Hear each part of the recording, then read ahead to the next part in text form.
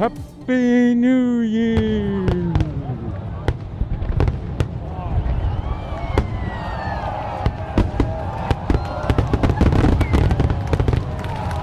So, yes, as you watch this, it is 2016. We've made it into another year, and what a year this one will be. We're going to follow all of those New Year's resolutions that we set for ourselves the other night. Like always wearing your gloves. I got them, so it's all good. I found them. Yes, so all those New Year's resolutions that we set, like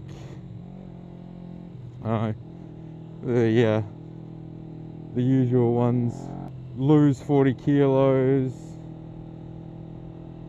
bench 200 kilos, save money, spend more time with the family,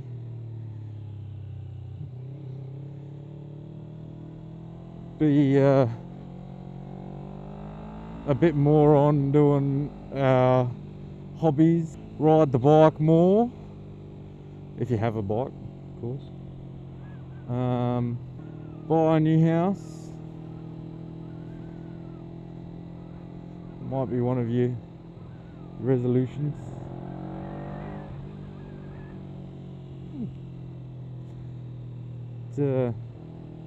Whatever it is, I want to talk about ways you can make it a bit more possible, a bit more likely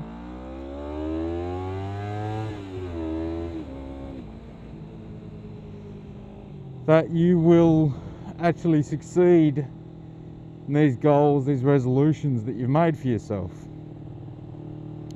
I've got a couple of tips, ideas, things you might be able to put into place that should help. So the first one, now let's say you want to save more money. Right, let's say your goal is to save, let's shoot high, 20 grand in the year, okay? You don't just set the goal of 20 grand in 52 weeks. You want to break that up into 12-month blocks, sort of a weekly thing. Saving money, the best way to do it is straight out look at your budget, spendings, earnings, what savings you are accruing already, and then make a judgment as to whether you need to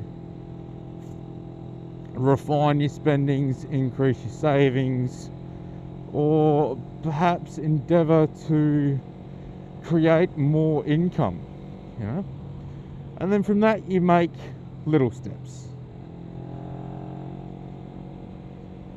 So breaking the bigger goal into smaller goals will make getting to the larger goal easier, and with those smaller goals you can give yourself a little reward system. So say you make it 2 months without having splurge spend at your favourite outlet, your favourite retail outlet. So you go reward yourself with,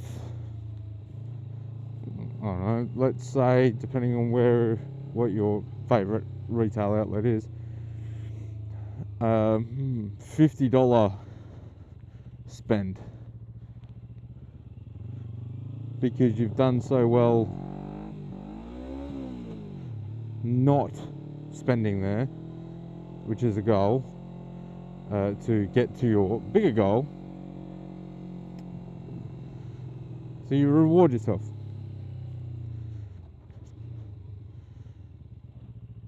Another one is having visualization of the goal. So visualization of the goal will make it so you being reminded constantly of, you know, what you want to achieve, what you're setting out to do. So you I don't know, make a poster, make a graph. All right, so let's say you want to get back down to a size that you were. Well, this is on losing body fat, okay? You want to get back down to a body size that you've been in the past. So if you get a photo of yourself at that size and put lines through it, you know, of how much body fat weight you need to lose to get back to it. And as you achieve those smaller goals, like, I don't know, highlight, or even if you print out a fat photo and a skinny photo, right? So you got a fat photo and a skinny photo, and you slice the fat photo up. So you cut the fat photo into sections, and as you lose that amount of body fat weight, you peel sections away to reveal the skinny photo. So a bit of a visualization and tracking in that one, which is another, this way, which is another way to achieve goals, is to track your progress.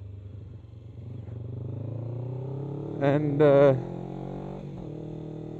by doing that, you're going to be more inclined to stick with it, because if you haven't seen any progress on your tracking in a while, then you're going to feel like a bit of a failure.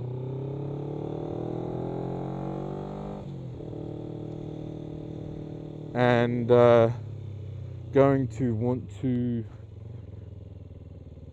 push harder so that you do actually see some progress. Another way to make yourself be inclined to succeed is to have somebody keep you accountable for what you're doing. So you tell somebody what your plan is. You tell them, you know, you might get them to give you a hand to keep you on track. Get them to ask you every now and then, how are you going? Where are you at with it? And you know, that'll prod you to keep on it, because either you're going to sit there and think, oh, they're going to ask me where I'm at, and I haven't really done much about it, or if you know you haven't done anything, you haven't really thought about it, and then so the person, you know, It says, oh, how are you going with your New Year's resolution that you said you wanted to accomplish X, Y, Z? You know, where are you at with it? And that'll get you back on the roll again when you have to tell them, oh, well, actually, I haven't really done anything. I've been really lazy. So that'll see you stay on target a bit better as well. Having all of these things in place is great, but if your New Year's resolution is set for a reason that doesn't really motivate you to begin with, you're just not gonna see it happen. So you're gonna have to think about why you're gonna do something to begin with. You know, like wanting to deadlift 200 kilos. You know, what would be your motivation for wanting to deadlift 200 kilos? Is it because you want to impress this girl that goes to the gym, and I don't know, maybe you think that you're going to get lucky? That's what the guy at work does, so he's told you should be able to do it as well, and you feel like you have to?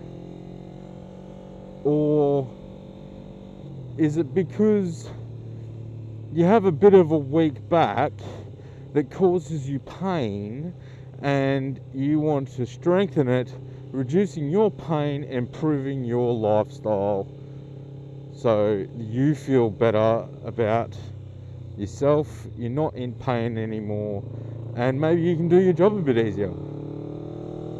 You know, it's these things that you got to do resolutions for yourself. You don't do them for somebody else, because if you're doing it for somebody else, you're just not really going to be motivated to do it, trust me. So there's just a few ideas on ways that you can achieve your goals, make happen the things that you want to happen, and be a bit happier about yourself, hopefully. So I'm going to end this here. I'm going to say to you guys, if you've got any other ideas of ways to make you a bit more likely to achieve your New Year's resolutions, feel free to stick them in the comments section below, and like the video if you like my little tips. And you good people, ride safe, drive safe, stay safe, be healthy like these ladies, and go for a walk. See ya.